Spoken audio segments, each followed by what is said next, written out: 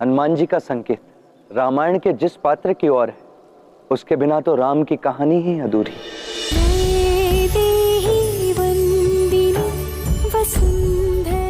वो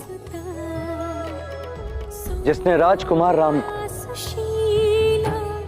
मर्यादा पुरुषोत्तम राम बनाया, वो जो इस सूर्यवंशी राम के जीवन का सूर्य है, वो राम की वो दृष्टि जिसने राम को संसार देखने का एक नया दृष्टिकोण दिया, वो जिसके बिना राम अधूरा है और रामायण भी। राम यदि रामायण का आधार है, तो वो राम के जीवन का सार है।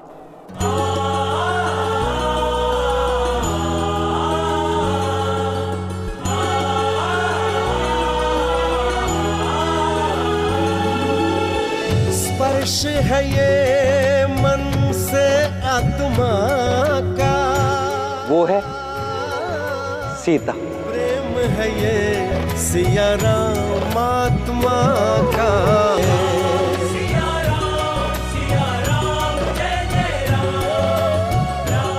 लवकुश, कदाचित तुम्हारी माता की कहानी के इस प्रसंग का पाठ तुम्हारे माता पिता के मिलन की यात्रा का आरंभ है। इन दो दिव्य आत्माओं के पुनर्मिलन का नया अध्याय आरंभ होने को है। राम सिया राम जय जय राम। जब जब धरती पर सीता जैसे पावन चरित्र जन्म लेते हैं, उनके आने की आवश्यकता उनसे पहले ही जन्म ले लेती है। और इन आवश्यकताओं ने जन्म लिया मिथिला में। मिथिला, जहां के राजा जनक और उनकी धर्म पत्नी सुनैना प्रजा को प्रसन्न देखकर निसंतान होने का दुख भूल गए थे। जहां प्रकृति और धरती खुले हाथों से वैभव लुटाते थे। मिथिला, जहां दरिद्रता और दुख केवल कहानियों में थे। फिर वो समय आया जहां प्रकृति मिथिला से रूठ गई। अकाल और महामारी मिथिला में जैसे बस गए थे। दुख और पीड़ा की कहानियां सत्य बनकर सामने आने लगी। मिथिला, जो धन धान्य से परिपूर्ण था, आज दाने दाने को तरसता था। जल स्रोत सूखने लगे थे। धरती मां जैसे अपनी ही संतान से पीट करके सो गई हो। जब मेरे पिता महाराज श्री दशरथ को मिथिला पर आई इस आपदा का पता चला, तो उन्होंने शीघ्र ही मिथिला के लिए सहायता सामग्री भिजवाई। आशा करता हूं इस कठिन समय में ये सामग्री मिथिला नरेश की सहायता करेंगे।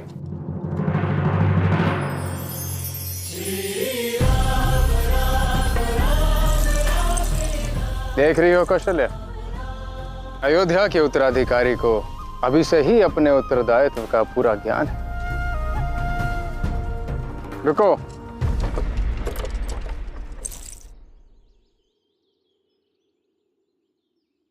ये राजकुमार राम का हार है, इसे महाराज जनक को दे देना।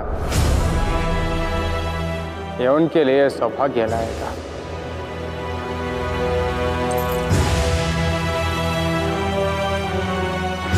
और कहते हैं ना, सौभाग्य के लक्ष्य तक पहुंचने में बहुत बाधाएं आती हैं। और इस बार महाराजा जनक के लिए बाधा थी उनका पड़ोसी नरेश सुधन्वर, जो मिथिला की दुर्बलता को अवसर समझकर उसका लाभ उठाना चाहता था। उसने सहायता सामग्री को मिथिला पहुंचने से पूर्व ही लूट लिया।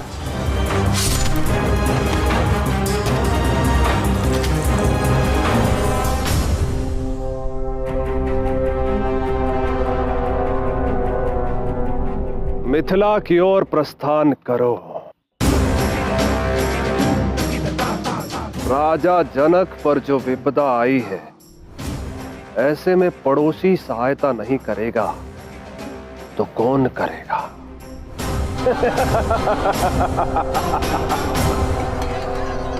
संयम रखिए, क्रम से आए, सभी को अपना अपना भाग मिलेगा।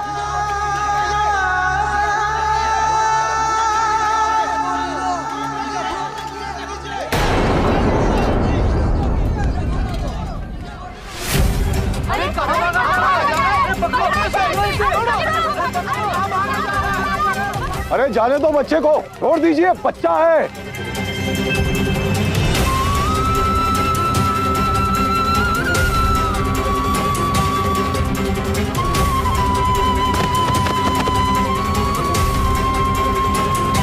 हट जाओ, छोड़ दो उसे, हट जाओ, हट जाओ, पीछे हट जाओ, हट जाओ।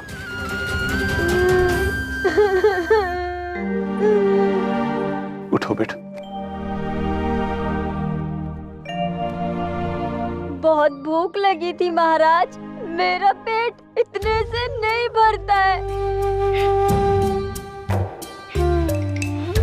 मैं समझता हूं पुत्र, और मुझे विश्वास है कि यह विकट समय टलेगा।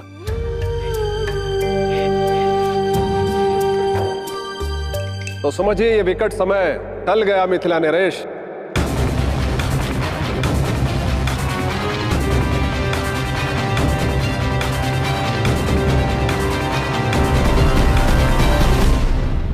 संकट के समय सबसे पहला संबंध जो काम आता है वो पड़ोसी का होता है राजन। इसीलिए मैं राजा सुधनवा आपकी सहायता के लिए प्रस्तुत हुआ हूं।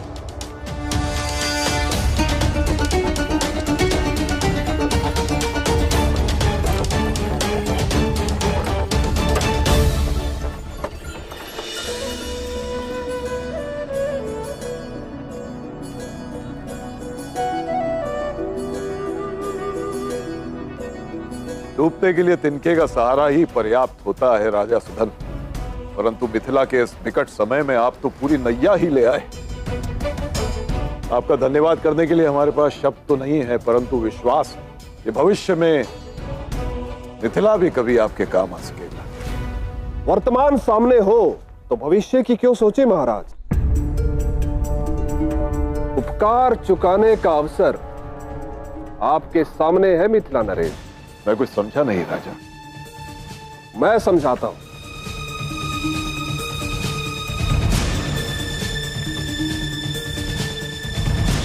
राजा वो जो प्रजा और राज्य की रक्षा करे।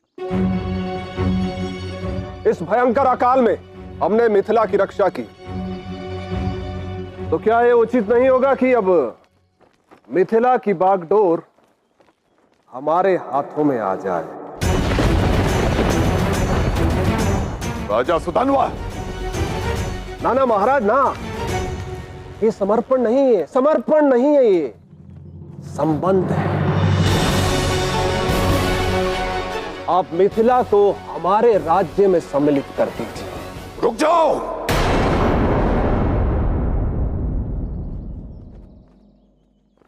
ये सामग्री तुरंत लौटा दी जाए।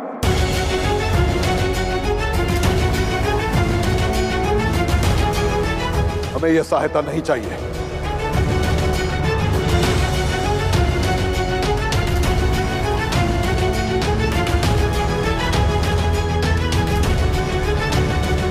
आपकी सहायता के लिए धन्यवाद।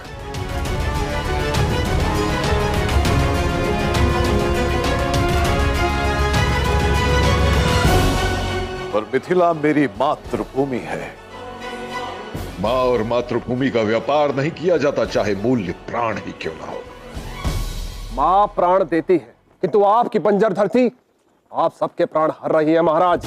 इसलिए इसका त्याग करना ही आपके हित में है। यह कदाचित आपके राज्य की नीति होगी राजन, पर मिथिला में मां अस्वस्थ हो तो उसके स्वस्थ होने की कामना की जाती है, उसका त्याग नहीं किया जाता।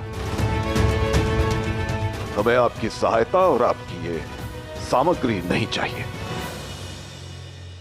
आप बहुत बड़ी भूल कर रहे हैं महाराज। अब जो कुछ भी मिथिला के साथ होगा उसका कारण आप होंगे। राजा सुधन्वा, आपने पड़ोसी होने का धर्म अपने प्रकार से निभाने का प्रयास किया। अब मिथिला नरेश होने का धर्म मैं अपनी समझ से निभाऊंगा। ये मेरी प्रजा नहीं, मेरी संतान है, और माता पिता अपनी संतान का हित और अहित अच्छे से जानते हैं। आप मेरे अतिथि हैं, इस समय आपका सत्कार करने की दशा में मैं नहीं हूं, पर मुझे और मेरी संतान को किस दिशा में जाना है मैं जानता हूं। मैंने आपको एक शांतिपूर्ण प्रस्ताव दिया, किंतु आप नहीं माने। कोई बात नहीं, किंतु अगली बार मैं एक विशाल सेना के साथ मिथिला आऊंगा। फिर देखता हूं भूख और महामारी से ग्रसित ये राज्य मेरी सेना की शक्ति के सामने कैसे टिक पाता है।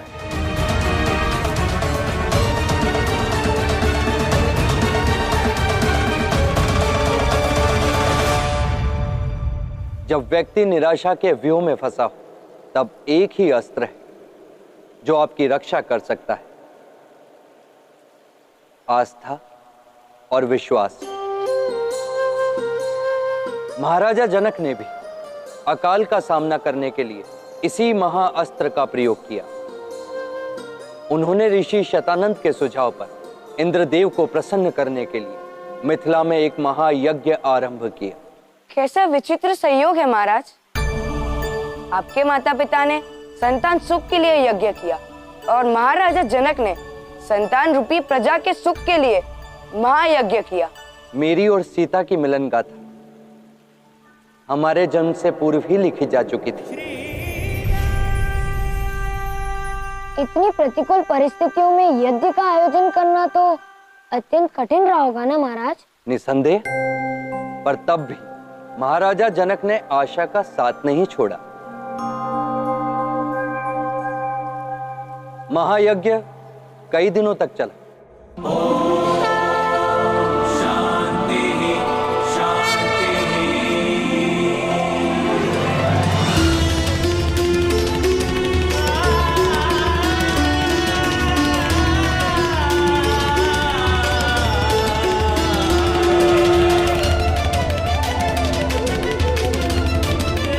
मिथिला वासियों की दशा दिन प्रतिदिन बुरी होती जा रही थी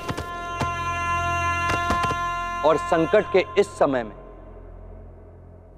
राजा जनक के पास उपलब्ध भोजन सामग्री समाप्ति की ओर थी।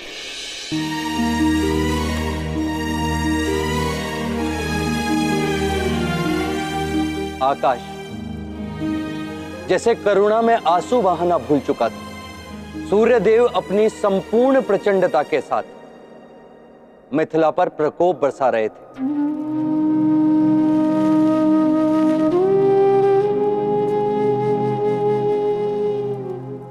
महाराज, भंडार गृह में प्रजा को देने के लिए अन्न का एक भी दाना शेष नहीं है।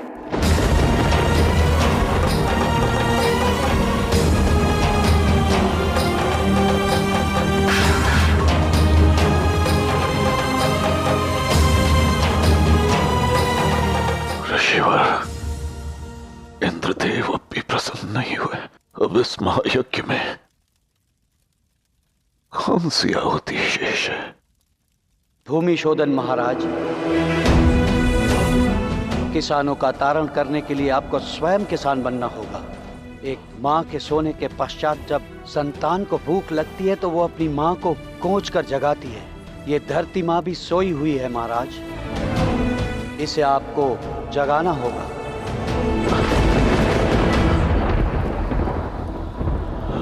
किंतु उसके लिए शारीरिक बल की आवश्यकता होगी महाराज। आप कुछ अन्न ग्रहण करेंगे तो उचित होगा महाराज।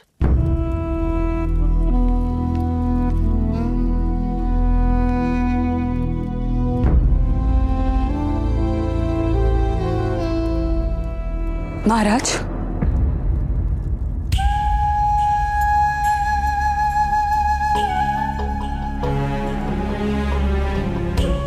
आपने कहा था ना ऋषिवर कि अपनी प्रजा के संकट को दूर मुझे प्रजा की भांति ही रहना होगा।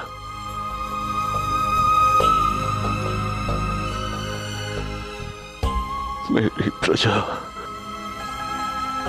भूखी है, भूखी।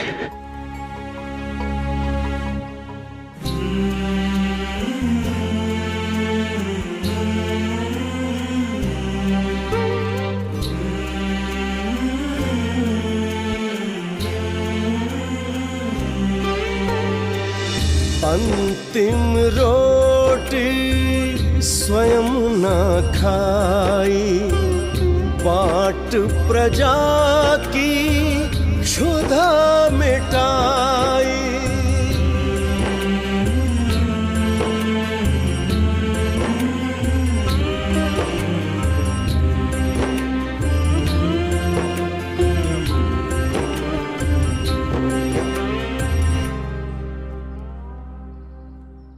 आज मिथिला के कोष में अन्न का एक भी दाना नहीं, और मिथिला की भूमि एक भी दाना उपजा नहीं सकती।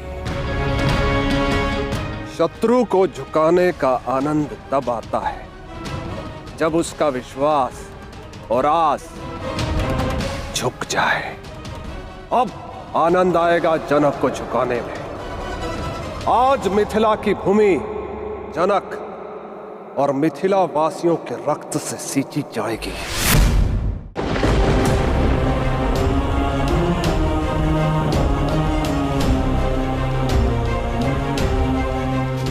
भूमि शोधन इस यज्ञ का सबसे कठिन चरण है महाराज। हमें इस बंजर भूमि को हल से जोतकर भूमि मां से उर्वरा शक्ति पुनः लौटाने की विनती करनी है महाराज, ताकि यज्ञ के कारण आई वर्षा इस धरती में फिर से खाद्य उपजाने में सक्षम हो। ये धरा जब तक ज्योति नहीं जाती पूर्णतः आपको रुकना नहीं है महाराज।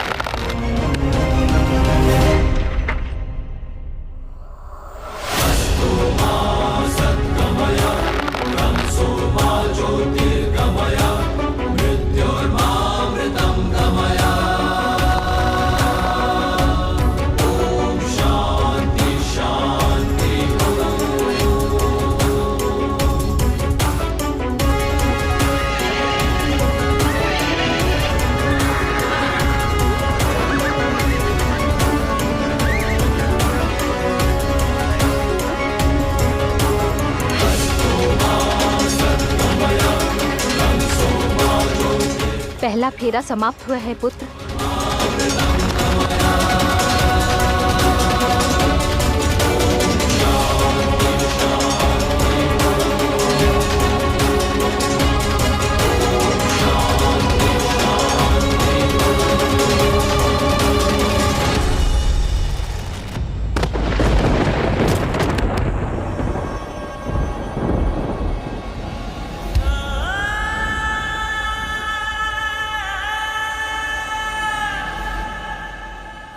नहीं, ये केवल मेरा दायित्व है महारानी। हट जाइए। मैं आपकी अर्धांगिनी हूँ महाराज। सप्तपदी लेते ही हर दायित्व आधा उठाना मेरा धर्म है। आपके साथ सुख बहुत काल होगा। आज आपके साथ मेरा भी श्वेत बहे, तो भूमि के साथ मेरा भी संबंध और परिशुद्ध हो जाएगा। चलिए महाराज, उठिए।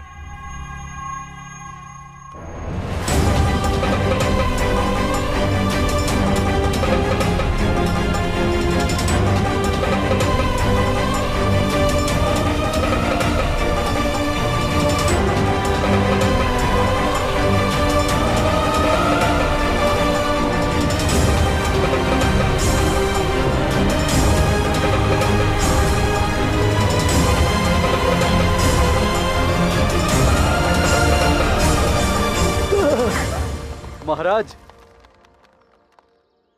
सुधनवा राजा अपनी विशाल सेना के साथ इसी ओर बढ़ रहे हैं।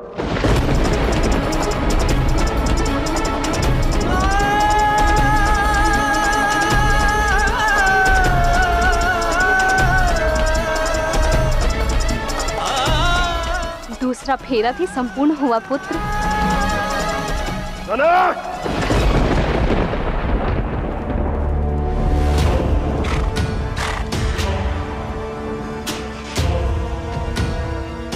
टूट गया तुम्हारा विश्वास जनक।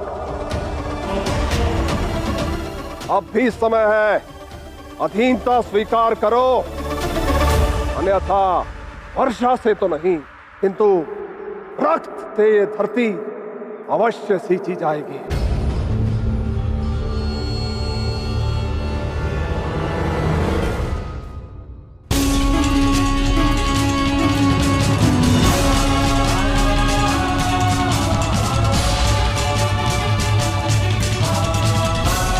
धनुधर!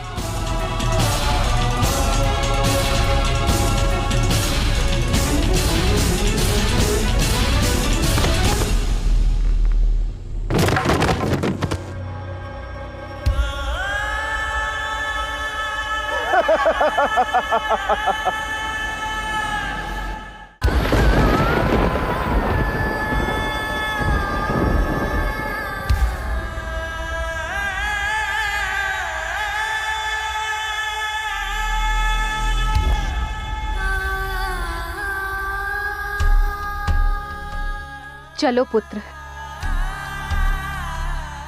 सामने शत्रु सेना खड़ी है, चलो, अन्यथा प्राणों से हाथ धो बैठेंगे। माँ, जो राजा ने इतने भीषण अकाल में हमारा साथ नहीं छोड़ा, उन्हें काल के भरोसे में नहीं छोड़कर जाऊंगा माँ। देखना माँ, राजा जरूर खड़े होंगे।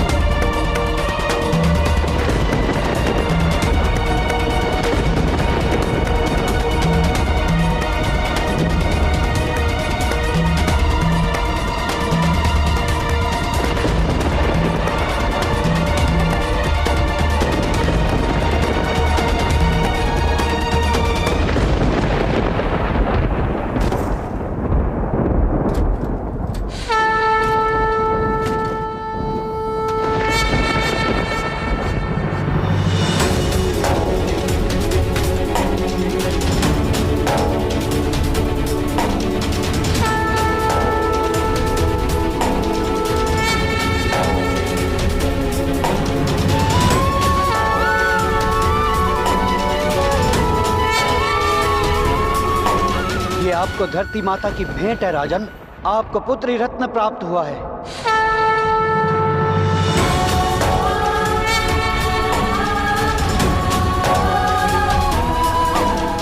स्वीकार कीजिए इसे महाराज।